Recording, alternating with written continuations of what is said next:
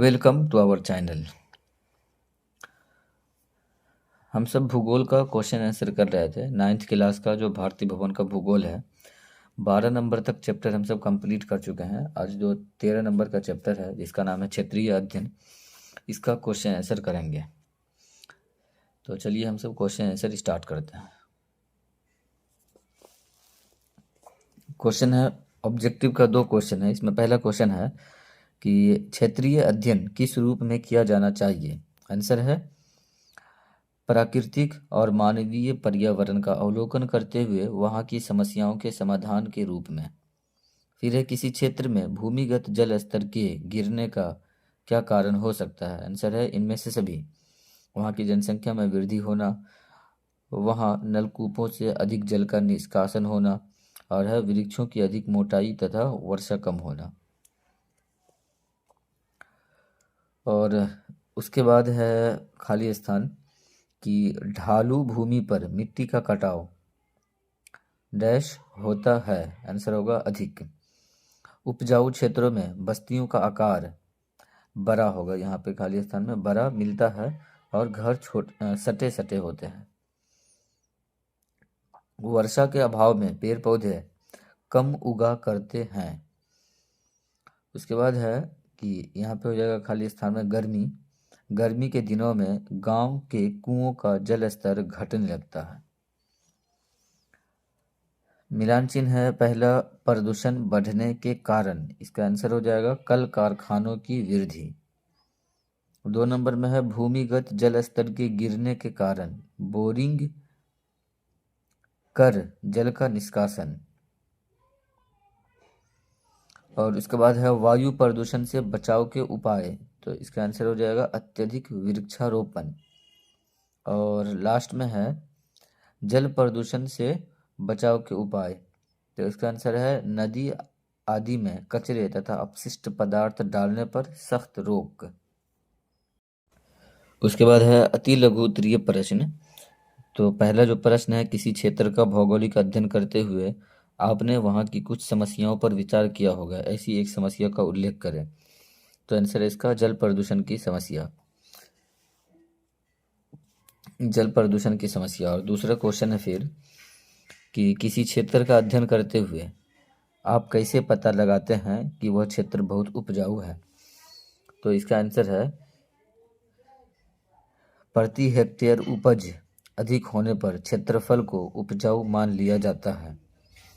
और अति लघु का लास्ट प्रश्न है कि क्षेत्रीय अध्ययन से आप क्या समझते हैं, किसी एक का उल्लेख करें। आंसर है इसका कि क्षेत्रीय अध्ययन से उस क्षेत्र में मानव एवं प्रकृति के बीच संबंधों के स्तर का ज्ञान होता है।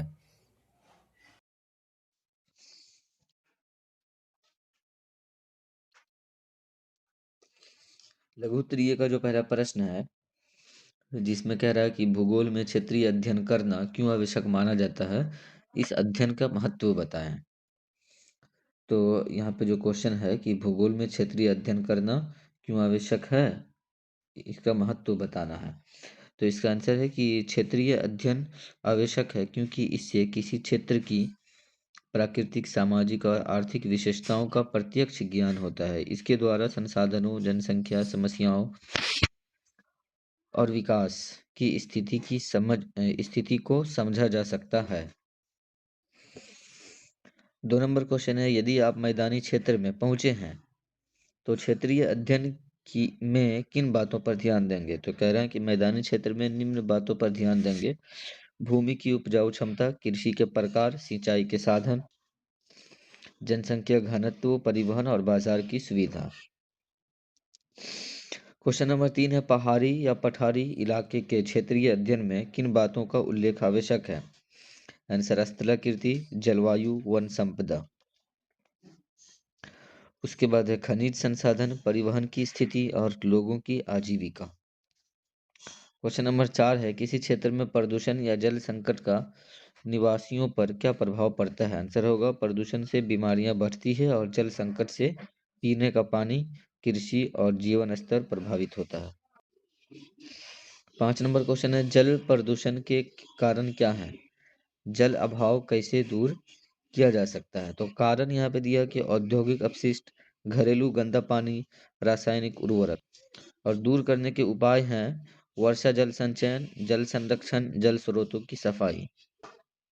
6 नंबर क्वेश्चन है वायु प्रदूषण के कारण लिखिए। तो आंसर है वाहनों का धुआं, कारखानों से निकलने वाली गैसें, कचरा जलाना, वनों की कटाई।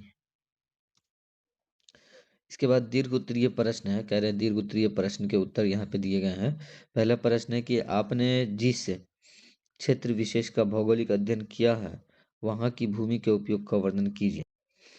तो आंसर है इसका अध्ययन किए गए क्षेत्र में भूमि का उपयोग मुख्यतः कृषि, आवास, उद्योग और परिवहन के लिए किया जाता है। कृषि भूमि पर फसलें उगाई जाती है, आवासीय भूमि पर घर, विद्यालय और बाजार बने हैं। कुछ भूमि उद्योगों और सड़कों के लिए प्रयुक्त होती हैं। भूमि उपयोग क्षेत्र की भौगोलिक परिस्थितियों पर निर्भर करता है। क्वेश्चन नंबर 2 है कि अध्ययन किए गए क्षेत्र के लोगों को किन प्राकृतिक संकटों का सामना करना पड़ता है, उनके कारण और निवारण लिखिए। तो उत्तर में है कि क्षेत्र के लोगों को बाढ़, सूखा, भूस्खलन जैसे प्राकृतिक संकटों का सामना करना पड़ता है। उसके बाद कारण है कि अत्यधिक वर्षा या वर्षा की कमी, वनों की कटाई, जलवायु परिवर्तन। दूर करने के उपाय जो है वह है वृक्षारोपण, जल संरक्षण, आपदा प्रबंधन योजनाएं और जन जागरूकता। तो दोस्तों ये चैप्टर भी कंप्लीट हो चुका है। इसमें दीर्घ उत्तरीय तक हम सब 2 प्रश्न था, दोनों कंप्लीट कर लिए हैं। अब नेक्स्ट वीडियो में हम सब नेक्स्ट चैप्टर का क्वेश्चन आंसर करेंगे।